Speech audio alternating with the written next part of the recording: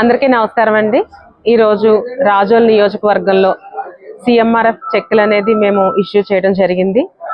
చంద్రబాబు నాయుడు గారు ఒక కుటుంబానికి పెద్ద దిక్కులాగా ఒక తండ్రి స్థానంలో కష్ట సమయంలో ప్రజలకి అందుబాటులో ఉండాలి, ప్రభుత్వం తరపు నుంచి మనవంతుగా మనం ఇంటికి ప్రతి ఒక్కరికి అవసరాలు తీర్చాలి అన్న ముఖ్య ఉద్దేశంతో ఆయన మాకు ఇంటిమేట్ చేసేది ఏంటి అంటే, దీన్ని ఎటువంటి బ్యారియర్స్ కూడా పెట్టుకోవద్దు, ఎవరికైతే అవసరం ఉందో వాళ్ళకి ఖచ్చితంగా మనం ప్రభుత్వం తరపు నుంచి ప్రతి ఒక్కరికి సహాయం అందించాలని మాకు నిరంతరం చెప్తూనే ఉన్నారు.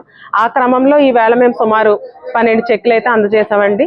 9,63,000 చెక్స్ అమౌంట్ అయితే మేము ఈవేళ ఇవ్వడం జరిగింది. ప్రజల యొక్క ఆనందం చూస్తే చాలా సంతోషంగా అనిపించింది. పండగ ముందు ఇటువంటి అమౌంట్ రావటం వాళ్ళకి నిజంగా చాలా తేలికగా అనిపించినట్టుగా ప్రతి ఒక్కరు కూడా ఈవేళ చెప్పడం జరిగిందండి. ఇదంతటికీ కూడా కూటమి ప్రభుత్వానికి మేము మరొకసారి మా నియోజకవర్గ కార్యకర్తల దగ్గర అందరి తరపు నుంచి కూడా నేను మరొకసారి మన నాయకులకి చంద్రబాబు నాయుడు గారికి మరొకసారి నేను ధన్యవాదాలు తెలియజేసుకుంటున్నాను. ప్రజల సంక్షేమం విషయంలో మన కూటమి ప్రభుత్వం ఎప్పుడు కూడా ముందుంటుంది. అవసరాలు తీర్చే విషయంలో ఎప్పుడు కూడా నేనున్నాను అన్న భావన ప్రతి ఒక్కరికి కలుగజేయటంలో ఈ ప్రభుత్వం ఎప్పుడు కూడా ఉంటుంది.